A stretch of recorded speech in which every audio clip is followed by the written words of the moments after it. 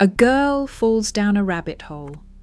She lands in a world of talking animals, vanishing cats, and tea parties that never end. It sounds whimsical, magical, innocent. But what if Alice in Wonderland was not meant to be charming? What if it was a descent into madness? A surreal allegory for mental collapse, identity loss, and psychosis? Because behind the riddles and rhymes lies something far more disturbing, a mind unraveling, a child's world melting into chaos. And a question no one dares to ask: was Wonderland ever real, or was it all inside her head? This is the hidden madness in Alice in Wonderland, and once you see it, you'll never unsee it again. When Lewis Carroll published Alice's Adventures in Wonderland in 1865, it was hailed as a triumph of imagination, a fantasy tale for children, full of nonsense and playful absurdity. But Carroll, whose real name was Charles Dodgson, was no ordinary storyteller. He was a mathematician, a logician, and a man with a deep fascination for the mind's ability to break and bend. The structure of Wonderland isn't random, it's illogical on purpose. Rules shift constantly, time stops, language collapses, creatures change size, shape, and meaning. This isn't fantasy, it's a psychological breakdown. From the very beginning, Alice's identity begins to unravel. After falling down the rabbit hole, the first thing she says is, "Who in the world am I? Ah, that's the great puzzle." She grows, shrinks, grows again. She cries an ocean of tears. She forgets how to speak properly. She forgets what she learned in school. She forgets who she is. This is dissociation, a symptom of trauma and mental fragmentation. Alice isn't exploring a magical world. She is losing touch with reality. The characters she meets are not guides. They are symbols, manifestations of her fractured psyche. The white rabbit is anxiety, always late, always running, never still. The Mad Hatter is a broken perception of time. The Queen of Hearts is pure, unchecked rage, shouting the words off with her head at anything that disrupts her fragile order. And the Cheshire Cat? He is the voice of nihilism. He tells Alice that everyone in Wonderland is mad, even her. Especially her. He grins as if he knows something Alice doesn't. Because maybe he does, maybe he knows. This is all happening in her mind, and it's breaking. Let's talk about the tea party. It is one of the most iconic scenes. The Mad Hatter, the March Hare, and the Dormouse sit forever in a loop.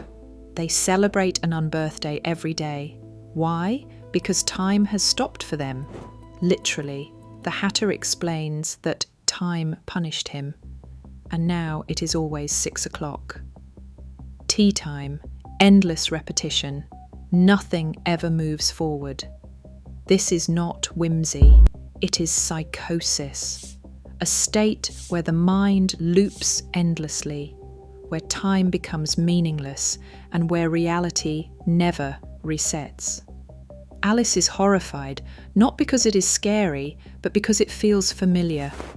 She is stuck in the same loop, asking questions no one answers, challenging rules that change the moment she understands them.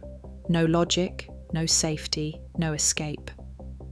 And what about the Queen of Hearts? She rules Wonderland through fear and confusion. She demands obedience. Her orders are violent. She is irrational.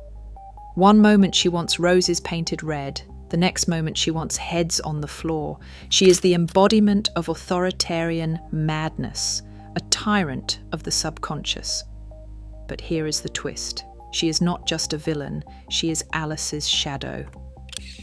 In Jungian psychology, the shadow is the part of ourselves we repress, the chaos, the anger, the fear we do not want to face.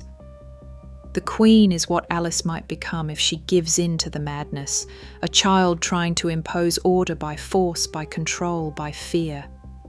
And the closer Alice gets to her, the more Wonderland unravels.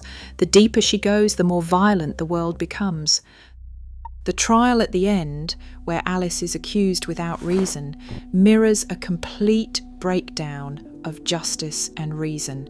Everyone shouts, rules collapse, language becomes noise, and finally Alice snaps. She declares, "You're nothing but a pack of cards," and just like that, Wonderland collapses. She wakes up, back in the real world, safe. Or is she? Because she doesn't return as the same girl. She's dazed, changed. Her final line is quiet, almost uncertain. And wouldn't it be nice if there were a world like that and I could go there? What if she never left? What if the real world is just another version of Wonderland? What if she never woke up? There's more. Lewis Carroll wrote during a time when mental illness was poorly understood and heavily stigmatized. Victorian asylums were filled with women labelled mad for being emotional, defiant, or simply different. Many scholars believe Alice is a reflection of that fear, the fear of being labelled insane, of being trapped in your own mind, of growing up and losing control. Carroll himself was fascinated by altered states of mind, wordplay, dream logic, hallucinations. Some have even suggested he suffered from temporal lobe epilepsy, a condition that causes dreamlike states, distortions of time, and feelings of unreality. In other words, Wonderland may have been his madness, passed on through Alice.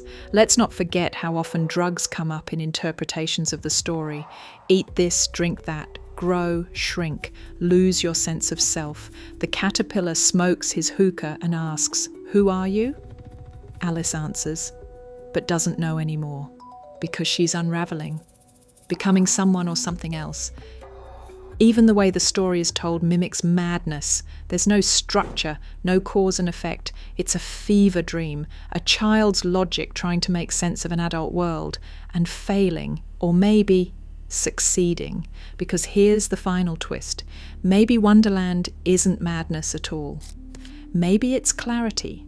Maybe the real world is the illusion, bound by rigid logic, arbitrary rules, and forced identities. Maybe Wonderland is the truth beneath it all. Pure emotion, pure chaos, pure self.